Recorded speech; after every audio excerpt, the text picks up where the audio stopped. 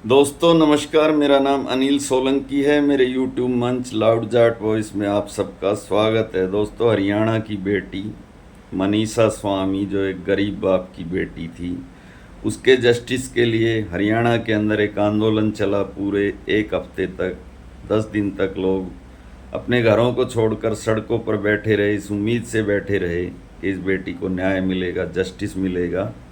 लेकिन हरियाणा की पुलिस और हरियाणा की सरकार ने तो जैसे ठान ही लिया था कि इस ओपन एंड शट केस को, जो कि पूरी तरीके से हर आदमी को पता है, छोटे से छोटे बच्चे को पता है कि ये एक मर्डर था, एक हत्या थी, क्योंकि उस लड़की का गला रेता गया था, जो पहली पोस्टमार्टम रिपोर्ट के अंदर आया है कि उसके गले को तेज धार हथियार से काटा गया था। तो सरकार के द्वारा, हरियाणा पुलिस के द्वारा इस मामले को आत्महत्या बताने के लिए बहुत सारे प्रपंच रचे गए, बहुत सारी कहानियाँ रची गई, झूठी कहानियाँ रची गई कि जहर मिला है, जहर खाया है, उसके पोस्टमार्टम में रिपोर्ट में आ गया कि जहर खाया है। उसके बाद में ये मामला जब सीबीआई को गया तो कुछ न्याय की उम्मीद हमें, आपको, सबको जगी। सबको ऐसा लगा कि सीबीआई का ट्रैक रिकॉर्ड भले ही अभी कुछ दिनों से बहुत ही अच्छा नहीं रहा है, क्योंकि अदालत भी कई बार इसको सरकार के लिए काम करने वाली एजेंसी बता चुकी है, पिंजरे में बंद तोता। लेकिन फिर भी कुछ उम्मीद लोगों को जगी कि जो लोकल पुलिस है, जिसने ठीक से अपना काम नहीं किया, और ऐसा लगा कि लोकल पुलिस का जो व्यवहार है वो मनीषा को न्याय न दिला के किसी को बचाने पे वो लगे हुए हैं, तथा इस किस्म की झूठी कहानियां जनता के सामने परोसी जा रही हैं कि मनीषा ने आत्महत्या की है। अब सीबीआई ने जब ये मामला दोबारा से इसको खंगालना शुरू किया तो सीबीआई ने पहले जो एफआईआर की वो हत्या के रूप में की, इसको हत्या माना, उसने आत्महत्या नहीं माना। तो हमें, आपको और हमारे जैसे लाखों लोगों को ये उम्मीद जगी कि हो सकता है कि अब मनीषा को इंसाफ मिले, और वो दरिंदे जो सरकार की मदद से, सरकार के प्रभाव से ऐसा नीच काम करके भी बच गए थे, वो शायद अब कानून के दायरे में, कानून की जद में आ जाएं। लेकिन जो मैं मीडिया रिपोर्ट्स देख रहा हूँ रोज़ाना टीवी पर, सोशल मीडिया पर ऐसे 10, 12, 15 वीडियो रोज़ ही आते हैं, उनके अंदर जो मैंने बातें देखी उससे मुझे ये लगा कि सीबीआई ने हत्या का केस तो दर्ज कर लिया, हत्या की एफआईआर तो दर्ज कर ली, लेकिन सीबीआई को भी जो करना चाहिए वो सीबीआई भी नहीं कर रही है। अल्टीमेटली सीबीआई क्या कर रही है? सीबीआई ये कर रही है कि मनीषा के गरीब बाप को बुला के उनसे पूछताछ, कभी उनके मामा से पूछताछ, कभी उनके मामा के गांव में जाके पूछताछ। और मुझे ऐसा लगता है, और आपको भी, और ऐसा लाखों लोगों को लगता है कि मनीषा की मौत का रहस्य अगर कहीं पर है तो वो दो जगह है। एक तो वो स्कूल, वो प्ले स्कूल जिसमें वो पढ़ाने के लिए जाती थी, और दूसरा वो आइडल कॉलेज, इसके अंदर वो दाखला लेना चाहती थी। ये बात मैं क्यों कह रहा हूँ?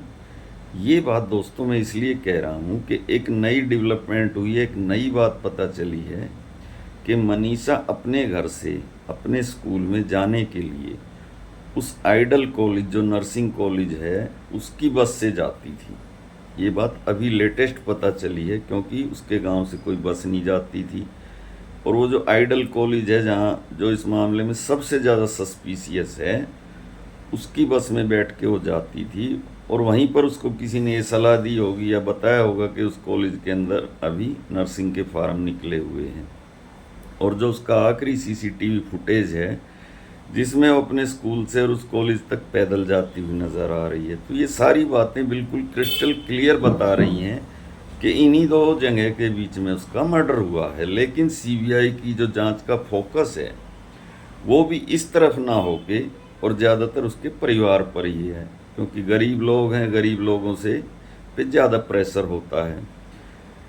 मैं कोई बहुत बड़ा ज्ञानी महात्मा नहीं हूँ, ना मेरे को कोई नॉलेज है इतनी कि जो पुलिस को होती है, एजेंसियों को होती है जो जांच करती हैं। लेकिन सिंपल सी बात है जो मेरे दिमाग में आती है, और मेरे जैसे हजारों लाखों लोगों के दिमाग में आती है, कि पुलिस या सीबीआई इस चीज़ पर क्यों जांच नहीं कर रही है कि जो भी मनीषा की मौत का रहस्य वो इस कॉलेज के अंदर छुपा हुआ है।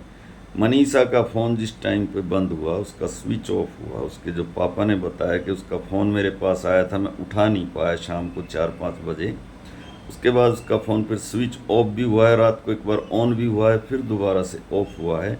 तो जहाँ पर उसका स्विच ऑफ हुआ है वहाँ की उस जगह की टावर के हिसाब से लोकेशन पता करके कि उसका स्विच ऑफ कौन सी जगह पे हुआ है, कौन से टावर की रेंज में हुआ है, ये सीबीआई और पुलिस ये जांच क्यों नहीं करती। और उस जगह जहाँ उसका स्विच ऑफ हुआ है वहाँ उस समय और कौन कौन से फ़ोन एक्टिव थे, ये बात बड़ी ही आसानी से पता लगाई जा सकती है। और जो फ़ोन उसके आसपास एक्टिव थे वही उसके हत्यारे हैं। उन्होंने ही उसका अपहरण किया है, उन्होंने ही उसका जो है गला रेत कर उसकी हत्या की है।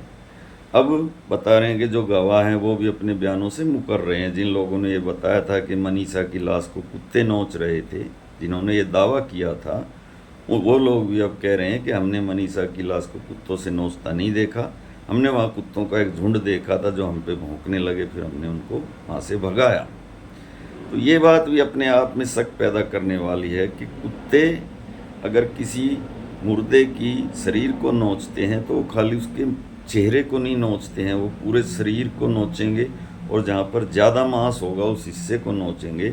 लेकिन उसका जो चेहरा जैसा दिखाया है फोटो के अंदर, ऐसा लगता है कि तेजाब से उसको जलाकर उसको उसकी पहचान छुपाने की कोशिश की गई है।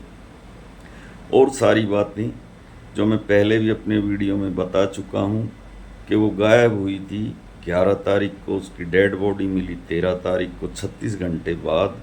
उसका जो शरीर था वो डिस्ट्रॉय होना शुरू नहीं हुआ था, गलना शुरू नहीं हुआ था। इसका मतलब ये है कि वो गायब होने की तुरंत बाद नहीं मरी थी, उसके बाद वो काफ़ी देर तक जिंदा थी। बीच में उसका फ़ोन भी ऑन हुआ है लेकिन तुरंत ऑफ हो गया है। और इस सारे घटनाक्रम के अंदर मुझको ऐसा लगता है कि कहीं ना कहीं पहले पुलिस द्वारा और अब सीबीआई द्वारा भी किसी राजनीतिक दबाव के तहत काम किया जा रहा है, तथा जांच के दायरे में उस आइडियल कॉलेज को क्यों नहीं लाया जा रहा है, ये क्यों नहीं बताया जा रहा है कि ये किसका कॉलेज है, इसका मालिक कौन है और कितना प्रभावशाली वो आदमी है। क्योंकि उसकी जो डेड बॉडी मिली है वो भी उस कॉलेज के ही आसपास मिली है।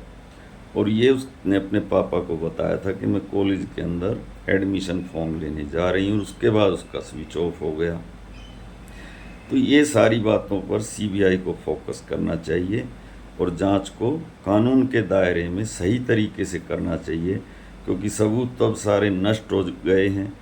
अब तो जो सहारा है वो 2-3 ही बातों का है। नंबर 1 तो मनीषा की कॉल डिटेल, दूसरा मनीषा के आसपास जहाँ पर उसका फ़ोन बंद हुआ है उस लोकेशन पर कौन कौन से फ़ोन एक्टिव थे, और एक मनीषा की जहाँ पर डेड बॉडी मिली है वहाँ पर कच्ची ज़मीन थी, वहाँ पर पुलिस को ये भी जांच करनी चाहिए सीबीआई को कि क्या वहाँ पर कोई व्हीकल आया था, अगर किसी व्हीकल के टायर के निशान थे, लेकिन वो भी अब तो मिट गए होंगे, बात इतनी पुरानी हो गई है। तो अब तो एक ही चीज़ है, मनीषा की कॉल डिटेल और उसके फ़ोन की लोकेशन से ही हत्यारों तक पहुंचा जा सकता है। और इसके दायरे में जब तक उस आइडल कॉलेज को नहीं लाया जाएगा तथा उसके प्ले स्कूल को नहीं लाया जाएगा तब तक मनीषा को इंसाफ मिलना मुश्किल है। और सरकार से तो उम्मीद है ही नहीं, क्योंकि ऐसा लगता है कि सरकार ने तो पूरी तरीके से इस मामले को आत्महत्या करार देने पर आमादा थी सरकार। अब सीबीआई से थोड़ी सी उम्मीद है, देखते हैं सीबीआई मनीषा बेटी को, एक गरीब की बेटी को, हरियाणा की बेटी को इंसाफ दिलाने के लिए और अपनी साख को बचाने के लिए क्या करती है। तो भाइयों, जैसे मैं उम्मीद कर रहा हूँ आप लोगों को भी उम्मीद होगी, और उम्मीद पर दुनिया कायम है। मनीषा के इंसाफ के लिए भगवान से दुआ करो। मिलते हैं अगले वीडियो में, आप सबका दिन शुभ हो।